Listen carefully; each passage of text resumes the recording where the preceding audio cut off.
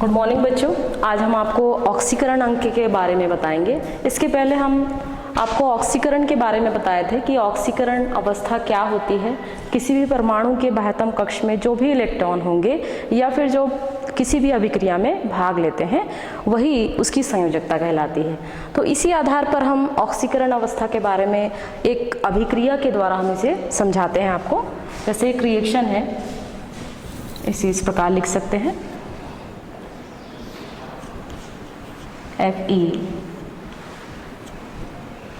FeCl3 plus SnCl2। एक अभिक्रिया है जिसमें फेरिक क्लोराइड की क्रिया टिन क्लोराइड के द्वारा हो रही है और इसके फलस्वरूप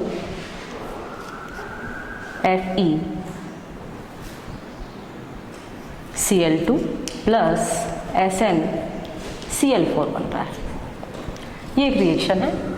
इस रिएक्शन में आपको दिखाई दे रहा है कि फेरिक ट्राइक्लोराइड यहाँ आपको दिख रहा है और यहाँ टिन डाइक्लोराइड है। इसकी रिएक्शन हुई या अभिक्रिया हुई और अभिक्रिया से आपको फेरिक डाइक्लोराइड का निर्माण हो रहा है और टिन टेट्राक्लोराइड बन रहा है। तो इस रिएक्शन से या इस अभिक्रिया से आपको क्या समझ में आ रहा है? यदि आप यहाँ देखें तो यहाँ फेरिक जो है या आयरन क्लोरीन के साथ तीन के साथ क्रिया कर रहा है। तीन क्लोरीन यहाँ पर मौजूद है, मतलब Fe के में जो आवेश होगा उसका मान होगा 3+ आयन। तो आयरन में 3+ आयन होगा और जो टिन है, टिन क्लोरीन के साथ 2 क्लोरीन के साथ क्रिया कर रहा है, मतलब टिन में आवेश का जो मान होगा ये होगा 2+। ठीक इसी तरह आप देखिए यहाँ जो आयरन है, आयरन के साथ पहले तो यहाँ 3+ था, लेकिन अब क्या हो गया, 2 क्लोरीन इसके साथ जुड़ी हुई है, तो इसमें जो आवेश होगा वो 2+ होगा। तो यहाँ पर आप लिख सकते हैं Fe2+। ठीक इसी तरह यहाँ देखिए टिन टेट्राक्लोराइड दिखाई दे रहा है आपको, तो यहाँ पर जो आवेश होगा वो टिन में उसमें 4+ आयन होंगे इस प्रकार से। तो यहाँ पर आप देखिए, जैसा कि मैंने आपको ऑक्सीकरण के बारे में बताया था, ऑक्सीकरण का मतलब होता है कि किसी भी परमाणु में जब भी आवेश में वृद्धि होती है तो इसका मतलब है कि उसका ऑक्सीकरण हो रहा है उस तत्व का। जिसमें भी ऑक्सीकरण की क्रिया हो रही है, जैसे मान लीजिए हमने यहाँ पर आपको बताया कि सोडियम है और सोडियम का ऑक्सीकरण अंक मान लीजिए यहाँ पर +1 है। ये हमको कैसे पता चलेगा? क्योंकि सोडियम का परमाणु है, उसका इलेक्ट्रॉनिक विन्यास आपको पता है कि बाह्यतम कक्ष में 1 इलेक्ट्रॉन होते हैं और इनका इलेक्ट्रॉनिक विन्यास यदि हम देखें तो 281 होता है। परमाणु क्रमांक इसका 11 है इस प्रकार से। तो यहाँ पर आप देखिए कि जो सोडियम का परमाणु है वो अपने बाह्यतम कक्ष से 1 ही इलेक्ट्रॉन को दान कर सकता है या त्याग सकता है, इसलिए सोडियम पर 1 धन आवेश आता है इस प्रकार से। तो यहाँ पर 1 धन आवेश आ रहा है, मतलब इसका ऑक्सीकरण संख्या जो यहाँ पर +1 दिखाई दे रही है। यहाँ यदि मान लीजिए यहाँ पर अगर है Cu+ आयन, यदि Cu+ आयन है कि ऑलरेडी इसमें 1 आवेश मौजूद है और जब 1 आवेश मौजूद है, यदि यह अपने बाह्यतम कक्ष से 1 और इलेक्ट्रॉन को यदि त्याग रहा है तो उसमें आप देखेंगे कि यहाँ पर Cu2+ आयन हो जाएगा। तो यहाँ पर जब ऑक्सीकरण की क्रिया होगी, जब भी किसी भी तत्व की या आयन में ऑक्सीकरण की क्रिया होती है तो जो उसकी संयोजकता होती है या उसकी ऑक्सीकरण संख्या होती है या उसका जो आवेश होता है, इसे हम आवेश कहते हैं, चाहे आप धन आवेश कहें या फिर ऋण आवेश कहें। धन आवेश है तो यहाँ पर आप देखेंगे ऑक्सीकरण संख्या जो है या ऑक्सीकरण की क्रिया में आवेश में बढ़ोतरी होगी। पहली अवस्था में आपने देखा कि यहाँ तत्व दिखाई दे रहा है, लेकिन जैसे ही इसका ऑक्सीकरण होगा सोडियम का तो इसमें 1 आवेश बढ़ जाएगा।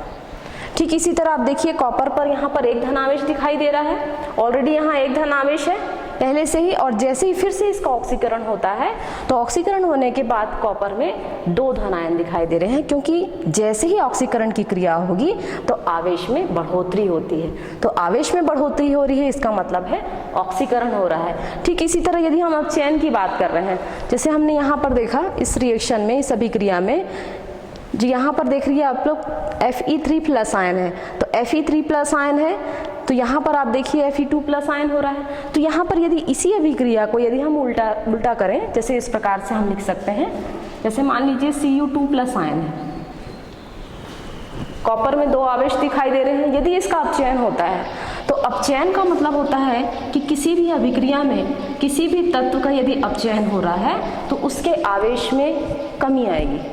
तो जब आवेश में कमी होती है तो उसे हम अपचयन कहते हैं। आवेश में कमी होगी तो वो अपचयन होगा, और यदि आवेश में बढ़ोतरी हो रही है तो उसे हम कहेंगे ऑक्सीकरण। आवेश में वृद्धि कह सकते हैं आप या बढ़ोतरी कह सकते हैं। तो यहाँ पर इस अभिक्रिया में आप देख रहे हैं कि जो Fe3+ आयन है, जैसे कि मैं आपको बता रही थी कि Cu2+ आयन है, यदि इसका अपचयन होता है तो उस परिस्थिति में यहाँ पर आप देखेंगे 2 इलेक्ट्रॉन, या मान लीजिए हम यहाँ 1 इलेक्ट्रॉन ले रहे हैं तो ये Cu2+ आयन से 1+ आयन में बदल जाएगा। तो यहाँ पर अपचयन हो रहा है, इसलिए आप देखिए कि अपचयन की क्रिया के बाद किसी भी तत्व या आयन में आवेश में कमी आ जाती है। तो जब आवेश में कमी होगी तो उसे हम अपचयन कहेंगे, और जब आवेश में वृद्धि होगी तो उसे हम ऑक्सीकरण की क्रिया कहेंगे। तो इस आधार पर हम यहाँ पर रिएक्शन में हम ये देख सकते हैं कि Fe3+ आयन या FeCl3 का ऑक्सीकरण हो रहा है या अपचयन हो रहा है। यहाँ पर आप देखिए FeCl3 में Fe3+ आयन है, तो Fe3+ आयन से ये क्या बन रहा है, Fe2+ आयन बन रहा है। तो जब Fe2+ आयन बन रहा है तो यहाँ पर आप बताइए मुझे कि यहाँ ऑक्सीकरण होगा या अपचयन होगा आयरन का, क्या होगा। Fe3+ आयन मतलब 3 से ये 2 में बदल रहा है, तो क्या होगा, ये इसका अपचयन होगा। तो यहाँ पर आप बता सकते हैं कि इसका अपचयन हो रहा है। तो अपचयन होने के बाद इसके आवेश में आपको कमी दिखाई दे रही है। ठीक इसी तरह आप देखिए जो टिन क्लोराइड है, टिन डाइक्लोराइड दिखाई दे रहा है, तो टिन डाइक्लोराइड में Sn2+ आयन से किसमें बदल रहा है, ये Sn4+ आयन बदल रहा है। 4+ आयन हो गया, मतलब यहाँ पर वृद्धि हो रही है। और जब किसी भी तत्व या किसी आयन में वृद्धि होती है तो उसे हम क्या कहते हैं, ऑक्सीकरण की क्रिया कहते हैं। तो यहाँ पर आप बता सकते हैं कि इसका यहाँ पर ऑक्सीकरण हो रहा है। तो ऑक्सीकरण के कारण किसी भी तत्व के आवेश में वृद्धि होती है या उसके ऑक्सीकरण संख्या में वृद्धि होती है, और यदि अपचयन की क्रिया हो रही है तो उसके आवेश में कमी आएगी। तो इस प्रकार से आप देख सकते हैं कि ऑक्सीकरण क्या है, किसी भी परमाणु में या किसी तत्व में आवेशों में वृद्धि होगी तो उसे हम ऑक्सीकरण कहेंगे, और यदि अपचयन की क्रिया हो रही है तो उसे हम आवेश में कमी कह सकते हैं। तो इसे हम इस प्रकार भी बता सकते हैं, जैसे अगर मान लीजिए एक अभिक्रिया है zinc plus copper sulphate, zinc के साथ कॉपर सल्फेट की क्रिया हो रही है, और जब कॉपर सल्फेट की क्रिया होती है तो यहाँ पर इस क्रिया में बनता है जिंक सल्फेट प्लस कॉपर। तो यहाँ पर यदि हम देखें तो यहाँ पहले से ही कॉपर पर 2 धनावेश मौजूद हैं। यहाँ कॉपर पर 2 धनावेश पहले से ही मौजूद है, और जिंक जो है एक तत्व के रूप में मौजूद है। यहाँ पर आप देखिए जिंक के बाद यहाँ पर यदि जिंक से जिंक सल्फेट बन रहा है, मतलब यह आयनिक अवस्था में आ रहा है, क्योंकि किसी भी यौगिक में 2 आवेश होते हैं, एक तो धनावेश होगा और दूसरा ऋणावेश होगा। कभी उसमें 1 धनावेश होगा, कभी 1 ऋणावेश होगा, कभी 2 धनावेश और कभी 2 ऋणावेश होंगे। तो ठीक इसी तरह यदि हम कॉपर की बात करें तो कॉपर में 2 धनावेश है और सल्फेट में भी 2 आवेश दिखाई दे रहे हैं। तो यहाँ पर यदि हम देखें तो जो जिंक का परमाणु होता है, जिंक के बाह्यतम कक्ष में 2 इलेक्ट्रॉन होते हैं, तो ये अपने इलेक्ट्रॉन को त्यागता है, तो इस वजह से इसका ऑक्सीकरण होगा। और ऑक्सीकरण के बाद क्योंकि यहाँ पर ये तत्व अवस्था में है, और जैसे ही तत्व अवस्था से ये वो आयनिक अवस्था में आता है तो इसका ऑक्सीकरण हो जाएगा, इसलिए इसको हम जिंक 2+ आयन कह सकते हैं।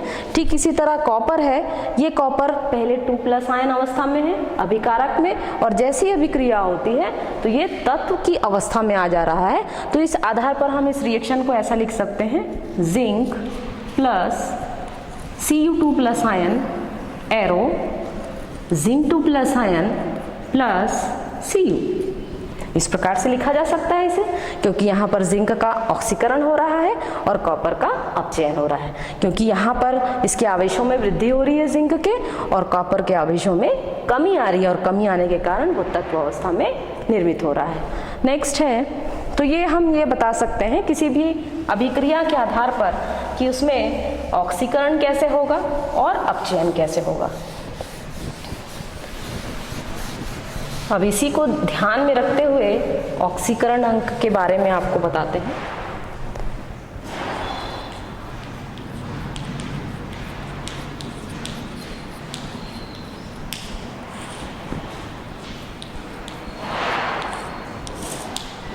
ऑक्सीकरण अंक का मतलब होता है किसी भी तत्व या परमाणु में उपस्थित आवेशों की संख्या, कमी या बढ़ोतरी के आधार पर विभिन्न वैज्ञानिकों के द्वारा एक कल्पित धारणा का जो निर्माण किया गया, धारणा के आधार पर निश्चित अंक, क्योंकि ये कल्पित धारणा है, क्योंकि हमको मालूम है कि किसी का ऑक्सीकरण हो रहा है तो किस प्रकार से वह आवेशित होगा, यदि उसका अपचयन हो रहा है तो किस प्रकार से उसके आवेश में कमी होगी। उसी आधार पर एक अंक की गणना की गई जिसे हम कहते हैं ऑक्सीकरण अंक। इस आधार पर कुछ नियम बताए गए कि ऑक्सीकरण अंक क्या होगा, किस प्रकार से इसको आपको निकालना है, क्योंकि विभिन्न प्रकार के जो कार्बनिक यौगिक होते हैं उनका भी आपको ऑक्सीकरण अंक निकालना है। तो इसके लिए हम कुछ नियम इसमें आपको देखना है। उसी नियमों को आधार मानकर आपको किसी भी यौगिक का, किसी तत्व का, किसी अणु का आपको ऑक्सीकरण अंक निकालना है। तो इसको निकालने के नियम, इसमें सबसे पहला नियम है कि जैसा कि आपको पता है कि दो प्रकार के अणु होते हैं, एक होता है समान अणु और दूसरे होते हैं असमान अणु। तो यदि समान अणु है, मान लीजिए समान अणु है, जैसे मान लीजिए हमने यहाँ पर लिखा Cl2। Cl2 की यदि हम संरचना देखें तो क्लोरीन और क्लोरीन के बीच में एक बंध दिखाई देगा आपको इस प्रकार से, और यहाँ पर इनके बीच आपको पता ही है कि जो क्लोरीन का इलेक्ट्रॉनिक विन्यास होता है वो 287 होता है, परमाणु क्रमांक 17 है। यदि हम देखें इसे तो इस प्रकार लिख सकते हैं 287, इस प्रकार से लिखा जा सकता है। यहाँ कोई आवेश नहीं है क्योंकि ये तत्विक अवस्था में है, और जब दोनों ही तत्व जो है आपस में या दोनों ही परमाणु आपस में सहसंयोजक बंध के द्वारा या बराबर की साझेदारी के द्वारा बंधे होते हैं तो इनका जो इलेक्ट्रॉन युग्म होता है, इस इलेक्ट्रॉन युग्म को खींचने की क्षमता किसी क्लोरीन में होगी क्या? नहीं होगी, क्योंकि ये दोनों में ही इसको खींचने की क्षमता बराबर होती है, और बराबर होने के कारण यह उदासीन बन जाता है, और उदासीन होने के कारण जो इसका ऑक्सीकरण अंक है वो 0 होगा, 0। तो किसी भी समान अणु में यदि कोई ऐसा परमाणु है जो कि समान परमाणु है और उनके द्वारा जो अणु निर्मित हो रहा है, तो यदि हम उसके ऑक्सीकरण अंक की गणना करें तो उसका ऑक्सीकरण अंक हमेशा 0 आएगा, क्योंकि ये अपने अपने इलेक्ट्रॉन को लेकर अलग हो जाएंगे, क्योंकि इस इलेक्ट्रॉन युग्म को खींचने की क्षमता दोनों में समान होती है। इसलिए यदि हम दोनों ही परमाणु को अलग करते हैं तो ये दोनों अपने अपने इलेक्ट्रॉन को लेकर अलग हो जाते हैं, इसलिए ये उदासीन रूप में फिर से परमाणविक अवस्था में आ जाता है। इसलिए इसका जो ऑक्सीकरण अंक होगा वो 0 होगा। ठीक इसी तरह यदि हम असमान परमाणु की बात करते हैं या असमान अणु की बात करते हैं, तो असमान अणु के बारे में आपको पता ही है कि असमान अणु क्या होता है। जैसे मान लीजिए नंबर 2 नियम है इसका, असमान अणु में जैसे हम इसमें एक संरचना ले लेते हैं HCl, हाइड्रोजन और क्लोरीन। जैसा कि आपको पता है कि हाइड्रोजन और क्लोरीन, जिसमें हाइड्रोजन और क्लोरीन के बारे में यदि हम देखें तो यहाँ पर हाइड्रोजन का जो परमाणु क्रमांक होता है, ये परमाणु क्रमांक 1 होता है और क्लोरीन का परमाणु क्रमांक 17 है। तो यहाँ पर बाह्यतम कक्ष में इलेक्ट्रॉन की संख्या हाइड्रोजन में 1 है और क्लोरीन में बाह्यतम कक्ष में 7 इलेक्ट्रॉन है। तो हाइड्रोजन को 1 इलेक्ट्रॉन की आवश्यकता है और जो क्लोरीन है उसे 1 इलेक्ट्रॉन की आवश्यकता है, तो दोनों बराबर की साझेदारी होगी उसमें। और चूंकि ये असमान अणु है तो यहाँ पर जब इलेक्ट्रॉन युग्म निर्मित होगा, जैसे दोनों ही इलेक्ट्रॉन की क्रिया के द्वारा, यहाँ आप देखेंगे इलेक्ट्रॉन युग्म निर्मित हो रहा है, तो इस इलेक्ट्रॉन युग्म को खींचने की क्षमता किसी एक परमाणु में होगी, चाहे हाइड्रोजन में हो चाहे क्लोरीन में। इसे देखने के लिए हम ये देखते हैं कि यहाँ पर जो दोनों ही परमाणु हैं इनकी साइज कैसी है, इनका आकार कैसा है, इनका स्ट्रक्चर कैसा है। स्ट्रक्चर यदि छोटा है तो यदि वो अपने इलेक्ट्रॉन को खींचता है तो साथ में ये इलेक्ट्रॉन युग्म भी उसकी तरफ चला जाएगा। तो लेकिन हाइड्रोजन में चूंकि एक ही इलेक्ट्रॉन है और यदि इसकी साइज की गणना करें हम तो इसकी साइज थोड़ी बड़ी होती है। और क्लोरीन की यदि हम देखें स्ट्रक्चर या इसकी संरचना के बारे में तो इसकी साइज छोटी होती है और छोटी होने के कारण जैसे ही अपने इलेक्ट्रॉन को ये खींचता है तो साथ साथ जो साझे का इलेक्ट्रॉन युग्म है ये इसकी ओर शिफ्ट हो जाता है। जब इसकी ओर चला जाता है तो हाइड्रोजन के पास क्या बचेगा? कुछ बचेगा हाइड्रोजन के पास? कुछ नहीं बचेगा, क्योंकि इसके पास ऑलरेडी पहले से एक इलेक्ट्रॉन थे और वो इलेक्ट्रॉन भी साझे से क्लोरीन की ओर शिफ्ट हो गए। तो इस प्रकार से यहाँ पर एक धन आवेश आ जाएगा, यहाँ पर एक धन आवेश आ जाएगा तो +1 हो जाएगा ये, और यहाँ पर हो जाएगा ये -1, या इसे हम प्लस कह सकते हैं। इसलिए जो असमान अणु दिखाई दे रहा है जिसमें हाइड्रोजन का जो ऑक्सीकरण अंक होता है वो +1 होता है और क्लोरीन का -1 होता है। +1 इसलिए क्योंकि एक इलेक्ट्रॉन वो त्याग रहा है या एक इलेक्ट्रॉन क्लोरीन की ओर शिफ्ट हो रहे हैं। वैसे देखा जाए यदि हम अणु की बात कर रहे हैं, यदि असमान अणु की बात कर रहे हैं तो उस दो इलेक्ट्रॉन में जो कि साझे से निर्मित हुए हैं उन दोनों ही इलेक्ट्रॉन को दोनों ही परमाणुओं के द्वारा उपयोग किया जाता है।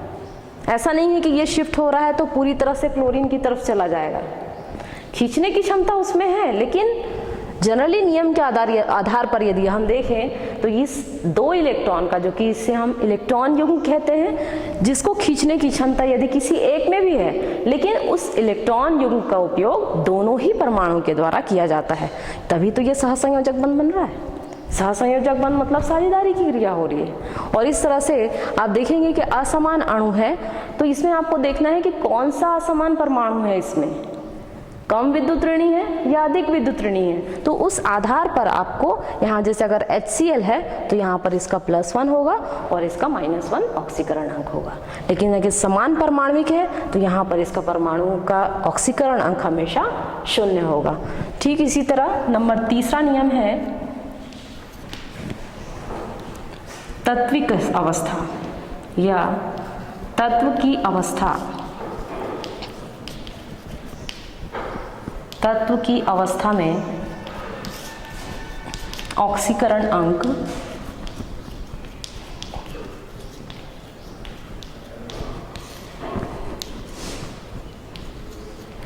शून्य होगा। जैसे मान लीजिए हमने यहाँ लिखा सिल्वर, कॉपर, सामान्य सिर्फ सिंगल रूप में मौजूद है। यदि किसी परमाणु के साथ वो क्रिया करके जुड़ा हुआ है तो उसका 0 नहीं होगा, लेकिन सिंगल रूप में अगर सिल्वर है तो उसका ऑक्सीकरण अंक 0 होगा। जैसे मान लीजिए यहाँ पर लिखा हुआ है P4 या लिखा है S8, ये फास्फोरस का है, ये सल्फर का है। तो अगर इस अवस्था में दिखाई दे रहा है तो उसका ऑक्सीकरण अंक हमेशा 0 होगा।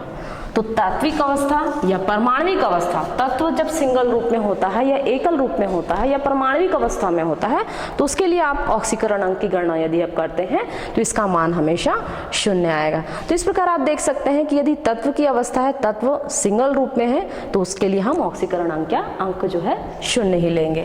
नेक्स्ट है, जैसे मान लीजिए यहाँ पर हम किसी भी परमाणु की बात कर रहे हैं, जैसे कि कोई भी परमाणु है, तत्व से अणु बनता है, और या हम ये कह सकते हैं यौगिक की बात करें। जैसे मान लीजिए कोई यौगिक है, यौगिक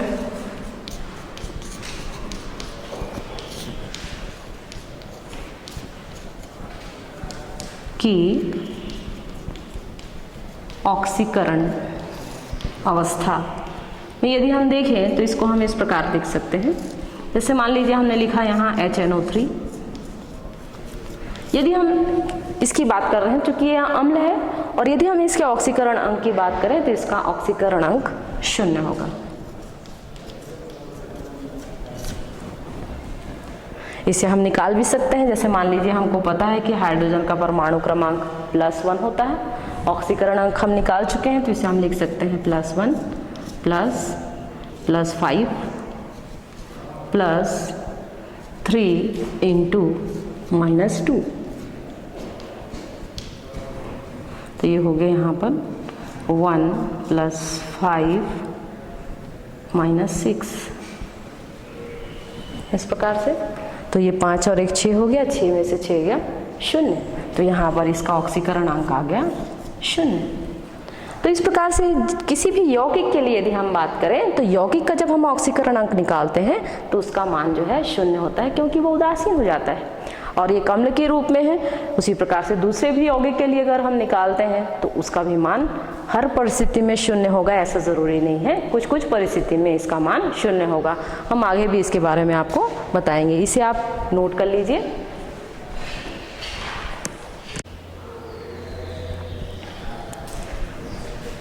इसे आपने नोट कर लिया होगा। अब इसके आगे कुछ नियम हम आपको बताते हैं।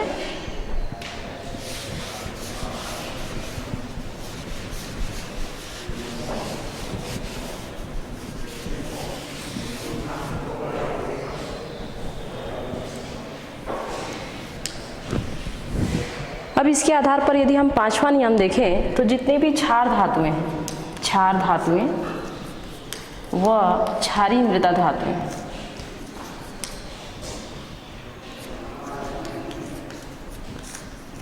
आपको पता ही होगा कि क्षारीय धातुएं कौन सी हैं और क्षारीय मृदा धातुएं कौन सी हैं।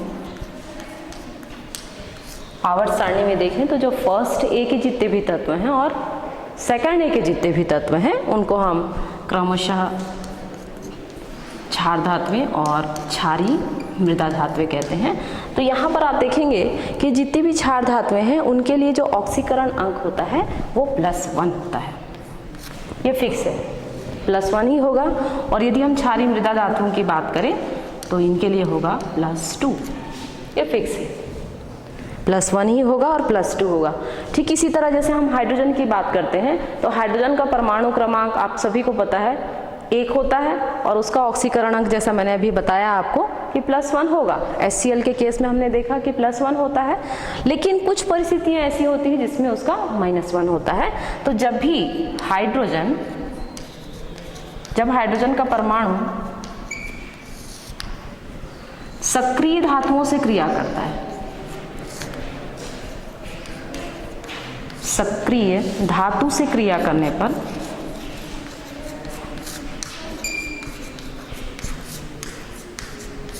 अंक किसका अंक होगा? हाइड्रोजन का अंक या हाइड्रोजन का ऑक्सीकरण अंक -1 होगा। क्योंकि आपको पता है +1 ही होता है, लेकिन कुछ परिस्थिति ऐसी होगी जब हाइड्रोजन सक्रिय धातु से क्रिया कर रहा है। जैसे मान लीजिए हम यहाँ लिख रहे हैं लिथियम हाइड्राइड। तो यहाँ पर आप देखिए कि यहाँ पर जो लिथियम हाइड्राइड है यहाँ पर हाइड्रोजन का ऑक्सीकरण अंक -1 होगा, इसका +1 होगा और हाइड्रोजन का -1 होगा। तो इस परिस्थिति में जबकि हाइड्रोजन सक्रिय धातु के साथ क्रिया कर रहा है, तो यहाँ पर आपको पता है कि जो लिथियम है वो सक्रिय धातु है, क्षारीय धातु के रूप में मौजूद है, और जब भी यह हाइड्रोजन के साथ क्रिया करेगा तो हाइड्रोजन का ऑक्सीकरण अंक हमेशा -1 होगा। लेकिन जनरली हम देखते हैं जब अगर अधिक विद्युत ऋणी तत्व है, हाइड्रोजन जब किसी अधिक विद्युत ऋणी तत्व के साथ क्रिया करता है तो हाइड्रोजन का ऑक्सीकरण अंक हमेशा +1 होगा। तो ये आपको ध्यान में रखना है कि अधिक विद्युत ऋणी तत्व के साथ क्रिया कर रहा है या कम विद्युत ऋणी तत्व के साथ क्रिया कर रहा है। जैसे कि हम लिथियम की बात करते हैं तो ये धनावेशित परमाणु है, और धनावेशित परमाणु होने के कारण जब लिथियम, क्योंकि एक ही अणु में 2 धनावेश तो नहीं हो सकते और ना ही 2 ऋणावेश हो सकते हैं, तो इस आधार पर आप देखिए कि जो लिथियम का परमाणु है, जो कि एक सक्रिय धातु के रूप में है, सक्रिय परमाणु के रूप में है, इसलिए लिथियम पर प्लस आवेश होता है और +1 होगा इसका ऑक्सीकरण अंक। और यदि हम हाइड्रोजन की बात करें तो इसका -1 होगा, क्योंकि यहाँ पर प्लस प्लस आप नहीं लिख सकते। लिखा जा सकता है कि एक यौगिक में 2 प्लस या 2 माइनस, हम नहीं लिख सकते, क्योंकि यहाँ पर एक प्लस होगा तो दूसरा माइनस होगा।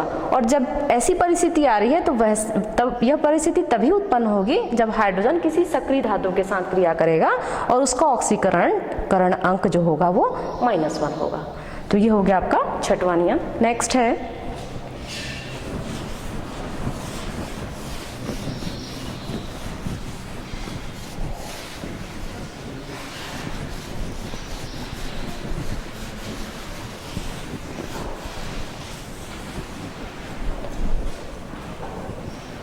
7वां नियम है अधिक विद्युत ऋणी तत्व के आधार पर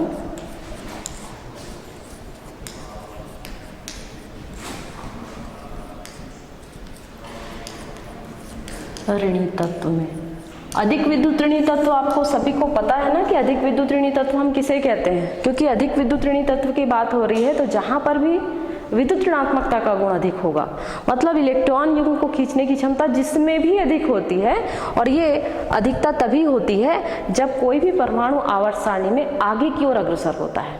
जैसे कि आप देखेंगे कि आवर्त सारणी में हम देखें बाएं से दाएं जैसे हम चलते हैं तो धनात्मक आवेश तो बढ़ रहा है, लेकिन धीरे धीरे जो है ऋणात्मक आवेश में बढ़ोतरी हो जाती है।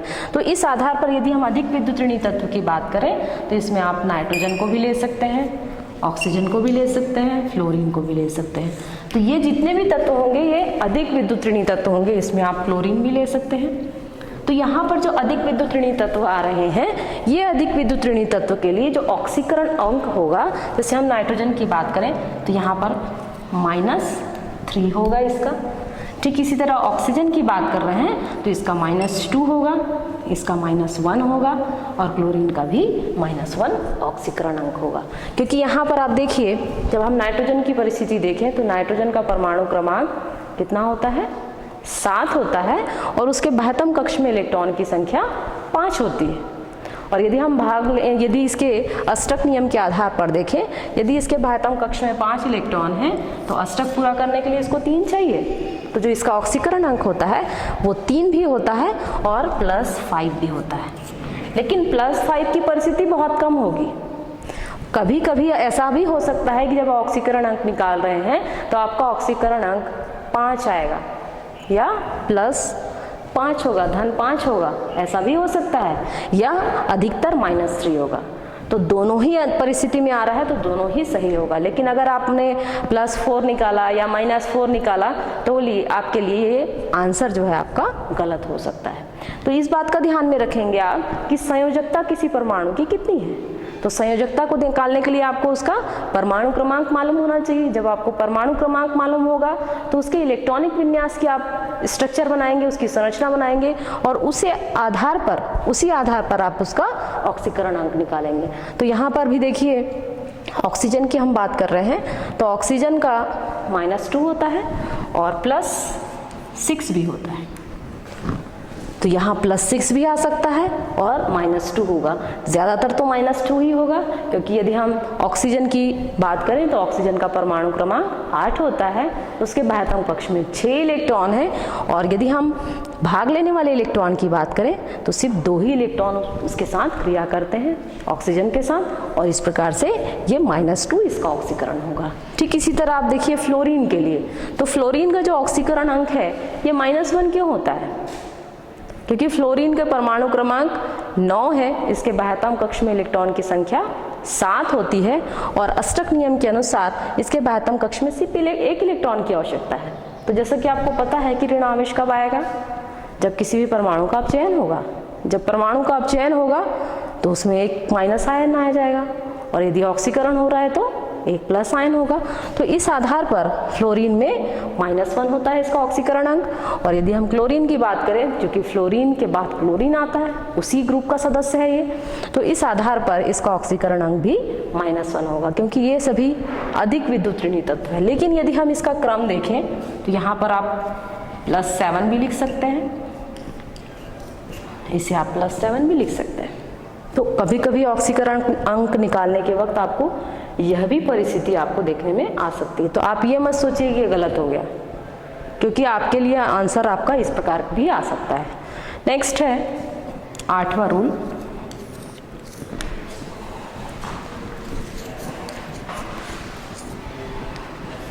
धनी तत्व या धनात्मक तत्व के ऑक्सीकरण अंक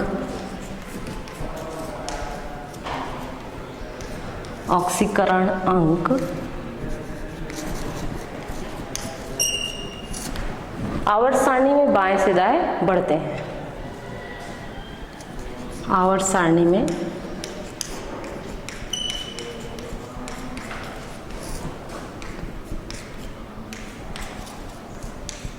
बाएं से दाएं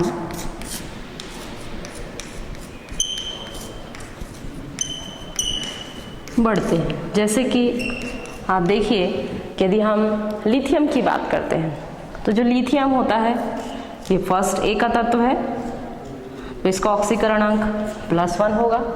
यदि हम बेरिलियम की बात करते हैं तो बेरिलियम का परमाणु क्रमांक के आधार पर यदि हम इसका ऑक्सीकरण अंक देखें तो इसका +2 होता है। यदि हम बोरॉन की बात करें तो बोरॉन का ऑक्सीकरण अंक +3 होता है। और यदि हम कार्बन की बात करें तो कार्बन का ऑक्सीकरण अंक +4 भी होता है और -4 भी होगा। तो इस प्रकार से ये सभी धनात्मक तत्व हैं और ये धनात्मक तत्व में ऑक्सीकरण अवस्था जैसी भी आ रही है, जैसे एक इलेक्ट्रॉन को ये दान कर सकता है या त्याग सकता है, इसलिए इसमें इसका ऑक्सीकरण अंक +1 होगा। ठीक इसी तरह जो बेरिलियम है, बेरिलियम का ऑक्सीकरण, मतलब यहाँ पर आप देखिए सभी वर्णमाला क्रम में या आवर्त सारणी की बात करते हैं, वर्णमाला तो नहीं बोल सकते, इसे हम आवर्त सारणी कह सकते हैं। आवर्त सारणी में परमाणु क्रमांक जो है बढ़ते क्रम में होते हैं।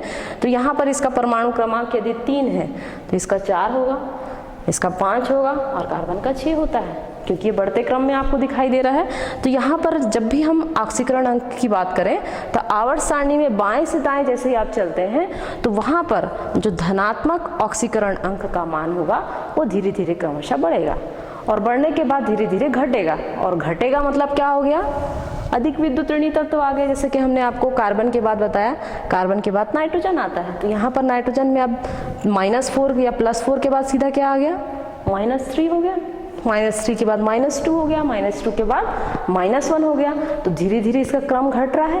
लेकिन यदि हम धनात्मक आवेश की बात करें तो धनात्मक आवेश तो बढ़ रहा है।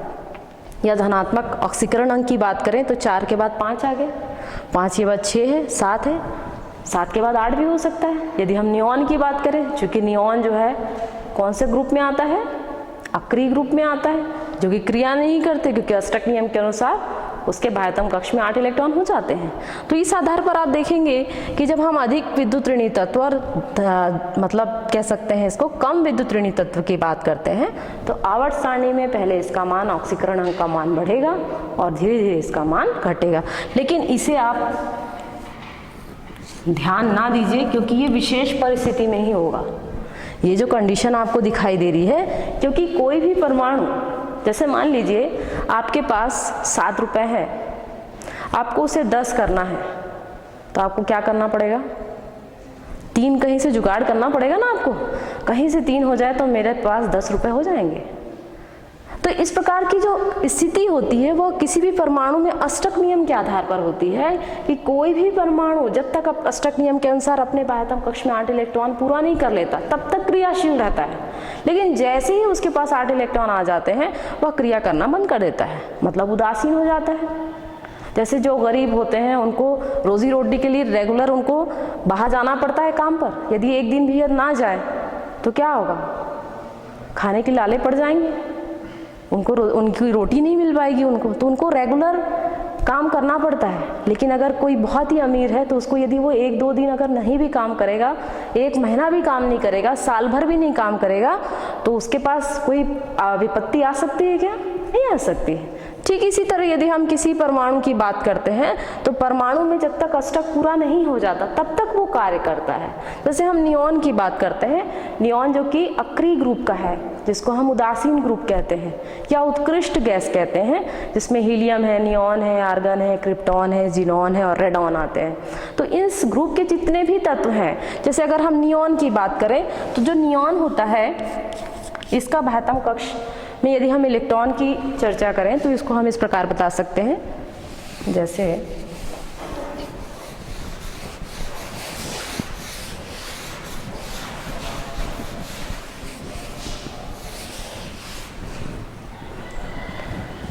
नियॉन का परमाणु क्रमांक 10 है और यदि हम इसके इलेक्ट्रॉनिक विन्यास की बात करें तो 1s2, 2s2, 2p, 6 होगा। मतलब यहाँ देखिए आप 1s में भी 2 इलेक्ट्रॉन पूरे भरे हुए हैं, 2s में भी 2 इलेक्ट्रॉन पूरे भरे हुए हैं और 2p में जो 3 कक्ष होते हैं उन तीनों में आपको 2-2 इलेक्ट्रॉन दिखाई दे रहे हैं। तो इसको हम इस प्रकार भी लिख सकते हैं, 2 इलेक्ट्रॉन, 2 इलेक्ट्रॉन और p में जो 3 कक्ष दिखाई दे रहे हैं 2 3 4 5 6 इलेक्ट्रॉन है, मतलब पूरे कंप्लीट हैं। अब इसको आवश्यकता है कि किसी से इलेक्ट्रॉन लेने की आवश्यकता नहीं है, इसलिए ये निष्क्रिय होता है। जब हम 7वें के बाद मतलब फ्लोरीन के बाद हम नियॉन की बात कर रहे हैं तो फ्लोरीन का परमाणु क्रमांक 9 होता है और नियॉन का परमाणु क्रमांक 10 है। तो इसका परमाणु क्रमांक 10 है क्योंकि यहाँ पर इसको हम अक्रिय ग्रुप में रखे हैं, क्योंकि हीलियम के बाद नियॉन ही आता है। तो यहाँ पर यदि हम देखें तो यहाँ पर हम ऑक्सीकरण अंक के बारे में नहीं बात कर सकते, क्योंकि यहाँ पर इसका ऑक्सीकरण होगा ही नहीं, क्योंकि जो नियॉन है इसके बाह्यतम कक्ष में 8 इलेक्ट्रॉन कंप्लीट है। तो 8 इलेक्ट्रॉन कंप्लीट है, इसलिए उदासीन है। तो यहाँ पर सिर्फ धनात्मक तत्व या धनी तत्व, क्षारीय धातु, क्षारीय मृदा धातु या अधिक विद्युत ऋणी तत्व, इनको आपको ध्यान में रखना है, उसी आधार पर इसका ऑक्सीकरणांक निकालना है। तो इस आधार पर हम अगला आपको बता सकते हैं नियम।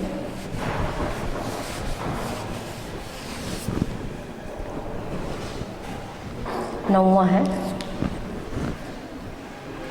किसी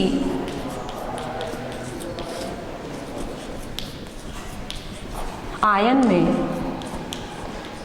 आवेश के आधार पर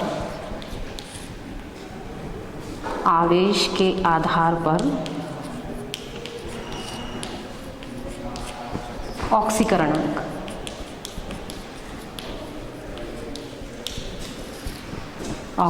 अंक निकाला जाता है। कैसे निकाला जाएगा, इसे हम इस प्रकार बता सकते हैं। जैसे मान लीजिए Cu+ आयन है,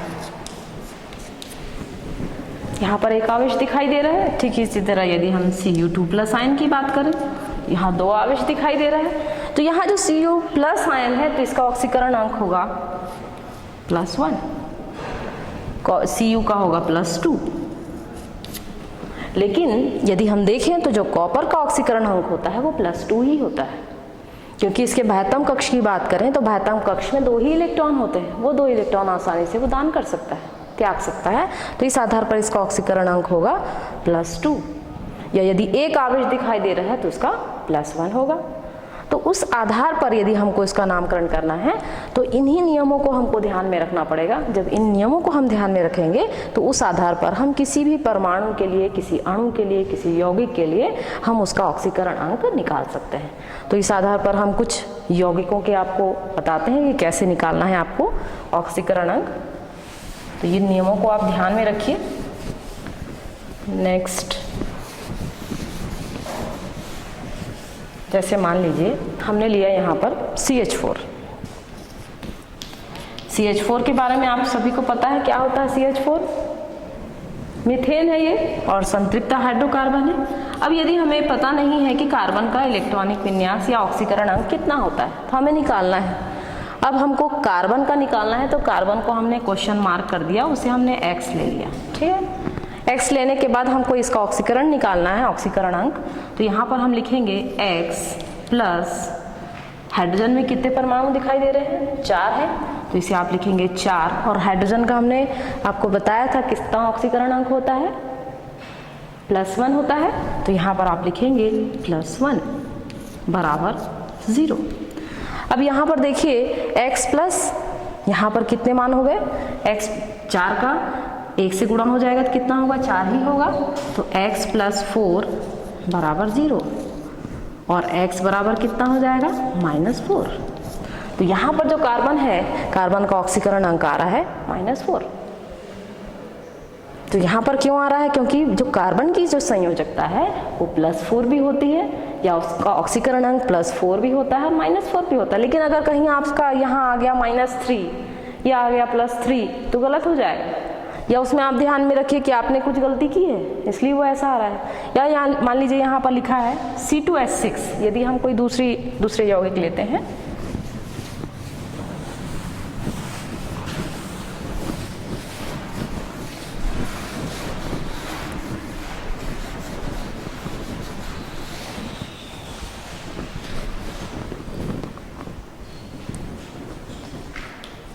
C2H6, अब यहाँ भी हमको कार्बन का ही निकालना है। तो इस आधार पर यदि हम निकालें तो इसे हम लिख सकते हैं 2x + 6 इंटू +1 बराबर 0। तो यहाँ पर आप लिखेंगे 2x और यहाँ पर कितना मान आ गया +6 बराबर 0। तो यहाँ पर आप लिखेंगे 2x बराबर -6। तो x बराबर यहाँ पर कितना आ गया -3। इस परिस्थिति में -3 हुआ जब यहाँ पर कौन सा मूलक दिखाई दे रहा है C2H6 और ये क्या है यहाँ पर एथेन। तो एथेन के लिए इसका मान, क्योंकि जब यहाँ 2 कार्बन परमाणु होते हैं तो उस परिस्थिति में कार्बन की जो संयोजकता होती है वो -4 से -3 में बदल जाती है। या यहाँ पर आप लिख लीजिए, जैसे मान लीजिए CH3 है, तो CH3 के लिए यदि हम इसका मान निकालें तो इसका मान कितना आ सकता है x + 3 × 1 बराबर 0।